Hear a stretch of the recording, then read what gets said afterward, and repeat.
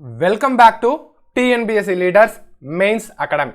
ரைட்டுங்களா? நம்ம 2A மெயின்ஸுக்கான batch announcement video தான் இது என்னைக்கு சார் ஆரம்பிக்க போகுது அப்படின்னா வருகிற 23ஆம் தேதி ஆரம்பிக்க போகுது. ரைட் சார், 23ஆம் தேதி ஆரம்பிச்சா நமக்கு பிப்ரவரி மாதத்திற்கு முன்னாடி முடிச்சிட முடியுமா அப்படிங்கிறத நீங்க கேட்பீங்க. ரைட், அதற்கான தகவலை நான் உங்கள்கிட்ட சொல்லிடுறேன். ஆனா நம்மளுடைய வெற்றி முழக்கம் என்ன சார்னா, ஒரு நாளைக்கு ஒரு தலைப்பை நான் படிக்க போறேன். அந்த ஒரு தலைப்பை A to Z இருக்கக்கூடிய டீட்டெயில்ஸை நான் தெரிஞ்சுப்பேன். அந்த ஒரு தலைப்பை ஒரு தேர்வாக நான் எழுதி பார்ப்பேன். அந்த ஒரு தேர்வும் டிஎன்பிஎஸ்சி கேட்கக்கூடிய அனைத்து வகையான கேள்விகளும் உள்ளடக்கி இருக்கும். அப்ப உங்களுக்கு ஒரு குரூப் 2A பதவி கண்டிப்பாக கிடைக்கும் அப்படிங்கிறது தான் நம்மளுடைய வெற்றி முழக்கம்.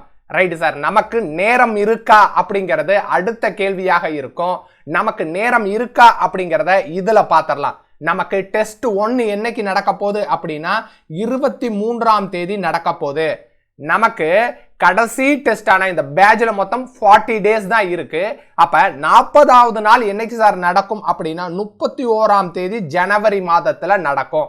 அப்ப நமக்கு என்ன ஆயிடுது, பிப்ரவரிக்கு முன்பே உங்களால என்ன பண்ணிட முடியும், இந்த சிலபஸை 100% கம்ப்ளீட் பண்ண முடியும். ரைட், நம்ம பேட்சை பத்தி மாணவர்கள் என்ன சொல்றாங்கிறத தெரிஞ்சுக்கிட்டு அடுத்து டீடைல்டா நம்ம என்ன பார்க்கலாம், இதுல இருக்கக்கூடிய பாசிட்டிவ்ஸா பார்க்கலாம். ரைட், ஃபர்ஸ்ட் மாணவர் என்ன சொல்லியிருக்காங்க, நம்மளுடைய பெய்டு மாணவர் தான் இவர் என்ன சார் சொல்லியிருக்காருன்னா, உங்களுடைய நோட்ஸை நான் படிச்சு பார்த்தேன், எனக்கு எல்லாமே ஈஸியா இருக்கு. நோட்ஸ்ல ப்ரீவியஸ் இயர் கொஸ்டின் பேப்பரை கொடுத்துடுறீங்க, எக்ஸ்ட்ரா கண்டென்ட்டும் கொடுத்துறீங்க, புத்தகத்தில் இருக்கக்கூடிய ஒவ்வொரு தகவலையும் நான் தேடி படிக்க தேவையில்லை, இதனால எனக்கு எல்லாமே ஈஸியா இருக்கு அப்படின்னு சொல்லியிருக்காங்க.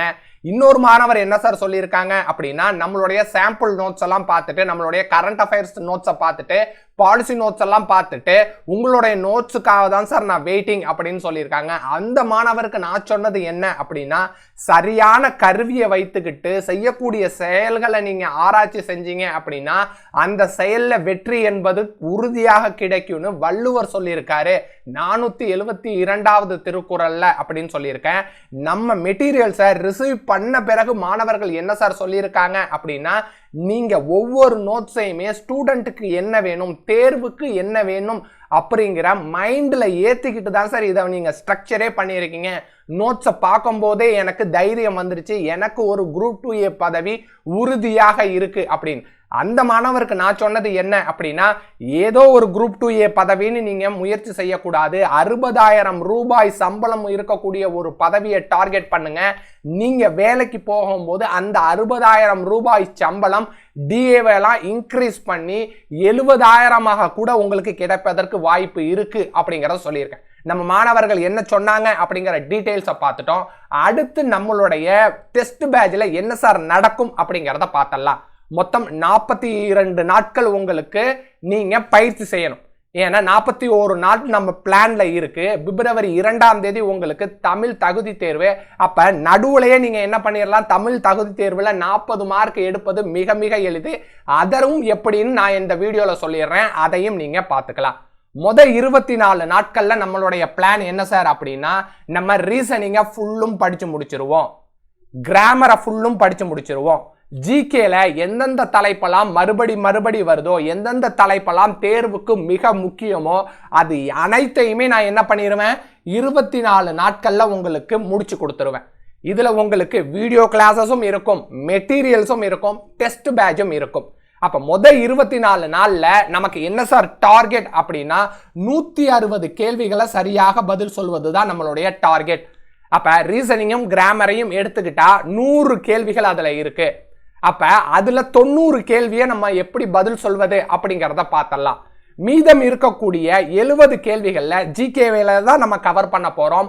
அந்த ஜிகேல அந்த மாதிரியான டாபிக்கை மட்டும் தனியாக தொகுத்து நம்மளுக்கு மொத்தம் 5 யூனிட் இருக்கு. இந்த 5 யூனிட்லயுமே எந்த தலைப்பு மிக மிக முக்கியமோ அதை தான் என்ன பண்ணியிருக்கோம் அப்படின்னா உங்களுக்கு முதல் 24 டாபிக்ல உங்களுக்கு கொடுத்துருக்கோம்.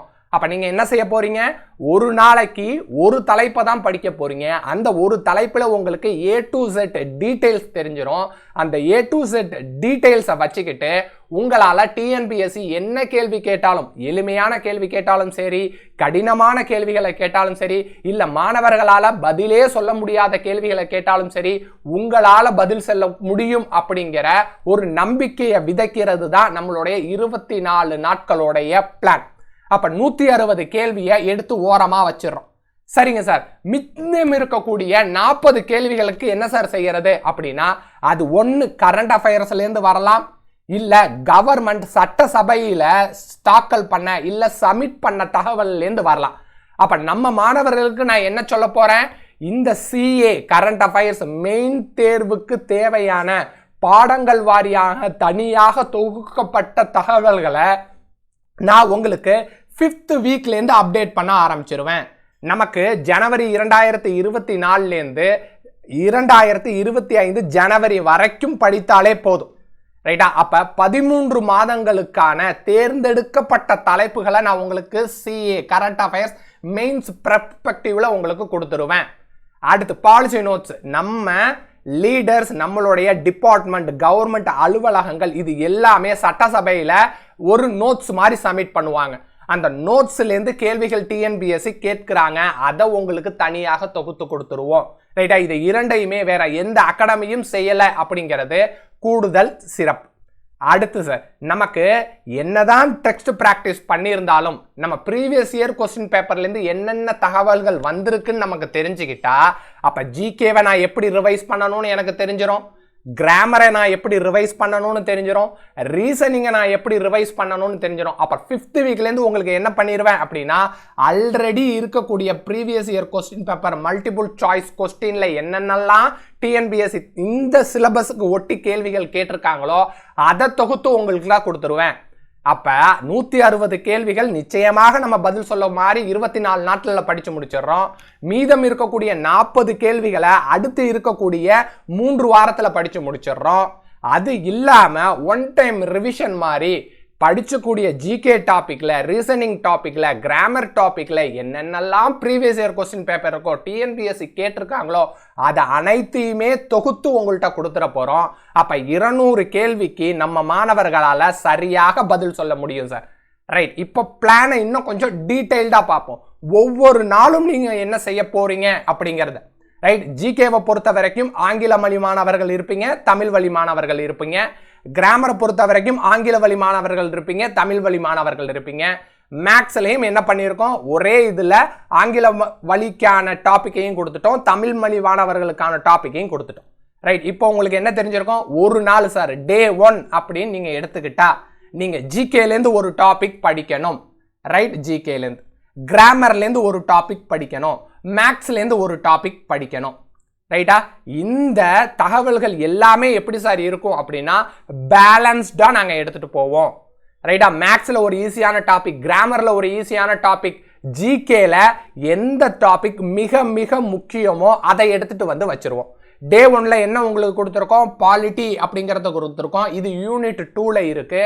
நம்மளுடைய 2A மெயின்ஸ்ல அதிக கேள்விகள் வரக்கூடிய தலைப்பாக டிஎன்பிஎஸ்சி எதை சொல்லியிருக்காங்க அப்படின்னா நம்மளுடைய பாலிட்டியை தான் சொல்லியிருக்காங்க.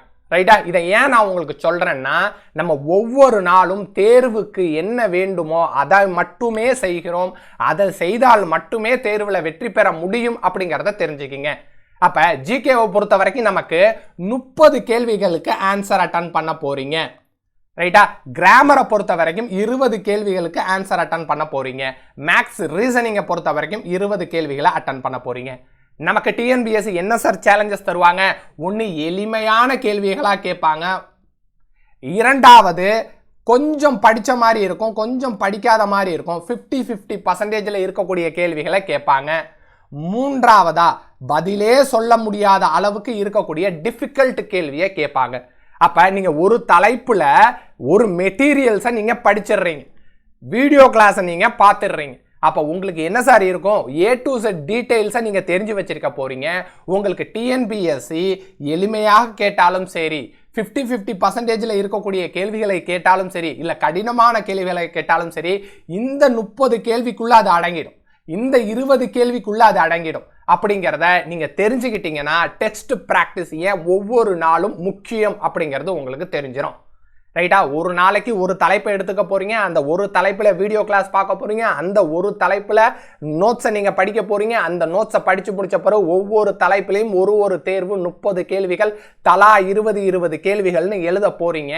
அப்ப டிஎன்பிஎஸ்சி கேட்கக்கூடிய எளிமையான கேள்வி, 50-50 ஆப்ஷன்ல இருக்கக்கூடிய கேள்வி, கடினமான கேள்வி எதுவா இருந்தாலும் உங்களால பதில் சொல்ல முடியும். ரைட்? கடைசியா நான் என்ன சார் பண்ண போறோம்? 41வது நாள பாருங்க. அங்க நாங்க என்ன எடுத்துட்டு வந்து வச்சிருக்கோம்? கம்ப்யூட்டர் சம்பந்தப்பட்ட தலைப்பு. இந்த கம்ப்யூட்டர் சம்பந்தப்பட்ட தலைப்பு அப்படின்னா உங்களுக்கு என்ன தெரிஞ்சிருக்கும்? இது அறிவியல் தலைப்பு, சயின்ஸ் தலைப்பு. இந்த சயின்ஸ் தலைப்புல இருந்து நம்ம டிஎன்பிஎஸ்சி என்ன சார் சொல்றாங்க அப்படின்னா கம்மியான கேள்விகள் தான் வரும். அதுலயுமே இந்த கம்ப்யூட்டர் சம்பந்தப்பட்ட கேள்விகள் வெறும் 5 கேள்விகள் தான் வரும் அப்படின்னு சொல்லியிருக்காங்க. அப்ப அது ரொம்ப லீஸ்ட் இம்பார்ட்டன்ட். அப்ப லீஸ்ட் இம்பார்ட்டன்ட்டை என்ன வச்சிருக்கேன்? நான் கடைசியாக வச்சிருக்கேன். அப்ப ஷெட்யூலை நீங்க கம்ப்ளீட்டா கோ த்ரூ பண்ணும் போது ஏன் இந்த டாபிக் ஃபர்ஸ்ட்ல வந்திருக்கு, ஏன் இந்த டாபிக் எல்லாம் மிடில்ல வந்திருக்கு, ஏன் இந்த டாபிக் எல்லாம் கடைசியில வந்திருக்கு அப்படிங்கிற கான்செப்ட் உங்களுக்கு தெரிஞ்சிடும். நமக்கு முதல் 24 நாட்கள்ல 160 கேள்விகளை அடிக்கணும் அப்படின்னா டிஎன்பிஎஸ்சி என்ன தலைப்புக்கு முக்கியத்துவம் தராங்களோ, முக்கியத்துவம் கொடுத்த தலைப்புகள்ல என்ன மாதிரியான கேள்விகள்லாம் வருதோ அதற்குரிய தகவல்கள், அதற்குரிய பயிற்சிகளை உங்களுக்கு கொடுக்குறோம். அப்ப உங்களால என்ன சார் பண்ணிட முடியும் அப்படின்னா ஈஸியாக வெற்றி பெற முடிஞ்சிடும். ரைட்டா? இதுதான் சார் நம்மளுடைய டீடைல்டு பிளான். இது ஒவ்வொரு நாளும் நீங்க செய்ய உங்களுக்கு வெற்றி வாய்ப்பு அப்படிங்கிறது பிரகாசமாகிட்டே இருக்கும். ரைட்டா? அது இல்லாம நமக்கு என்ன சார் இருக்கு? தமிழ் தகுதி தேர்வு அப்படின்னு இருக்கு. இந்த தமிழ் தகுதி தேர்வுல 40 மதிப்பெண்கள் எடுத்தால் போதும் உங்களால வெற்றி பெற முடியும். அப்ப இந்த தமிழ் தகுதி தேர்வை நாங்க என்னவா ஸ்பிளிட் பண்ணி கொடுக்க போறோம்? உங்களுக்கு மொத்தம் 3 பகுதிகளாக ஸ்பிளிட் பண்ணி கொடுக்க போறோம். பார்ட் 1 அப்படிங்கிறது நீங்க படிக்காமையே எழுதக்கூடிய கேள்விகளை கொண்டிருக்கக்கூடிய தலைப்புகள். ரைட்டா? பார்ட் 2 அப்படிங்கிறனா உங்களுக்கு ஜஸ்ட் ஒரு இன்ஃபர்மேஷனை ஷேர் பண்ணிட்டா போதும். ஒரு 10 திருக்குறளை படிச்சு வச்சுக்கிங்க. எந்த திருக்குறளை கேட்டாலும் அந்த 10 திருக்குறளை எழுதிருங்க, உங்களுக்கு மினிமம் மார்க் வந்துடும் அப்படின்னு சொல்லக்கூடிய ஐடியா ஓரியன்டட் டாபிக்கை பார்ட் 2ல வச்சிருக்கோம். ஒரு அளவுக்கு உங்களுக்கு நாலேஜ் இருந்தால் மட்டுமே தான் சார் இந்த கேள்வியை எழுத முடியும். அதுக்காக ஜஸ்ட் கொஞ்சம் நாலேஜை வளர்த்துக்குங்க, பேஜை ஃபில் பண்ணி வச்சுட்டுங்க. அப்போ 100% சிலபஸை நீங்கள் கம்ப்ளீட் பண்ணி முடிக்கும் போது உங்களுக்கு 40 மார்க்குங்கிறது ஈஸியாக இருக்கும். இதற்கான பயிற்சியும் உங்களுக்கு தரப்பட்டிரும். ரைட்டா? அப்போ இந்த பேட்ஜுங்கிறது என்ன சார்? உங்களுக்கு ஏதோ ஒரு பதவியை கொடுக்கக்கூடிய பேட்ஜ் இல்லை, உங்களுக்கு 60,000 ரூபாய் சம்பளம் உள்ள ஒரு பதவியை கொடுக்கக்கூடிய ஒரு பேட்ஜ். இந்த பேட்ஜ் உங்களுக்கு நீங்க பணியில சேரும் போது இன்றைய தேதிக்கு 60,000 ரூபாயா இருக்கிறது 70,000 ரூபாயாக கூட இருப்பதற்கு வாய்ப்பு இருக்கு. அதற்கு நீங்க என்ன சார் செய்யணும்? ஒவ்வொரு நாளும் ஒரு தலைப்பை எடுக்கணும். அந்த ஒரு தலைப்புல ஒரு தேர்வை நீங்க எழுதி பார்க்கணும். அந்த தேர்வையும் நீங்க A to Z டீடைல்ஸை கவர் பண்ணி எழுதி பார்க்கும்போது டிஎன்பிஎஸ்சி நடத்தக்கூடிய தேர்வுகளை எளிமையாக நீங்க கம்ப்ளீட் பண்ணி முடிச்சிடலாம். Wish you all the best. Thank you to all.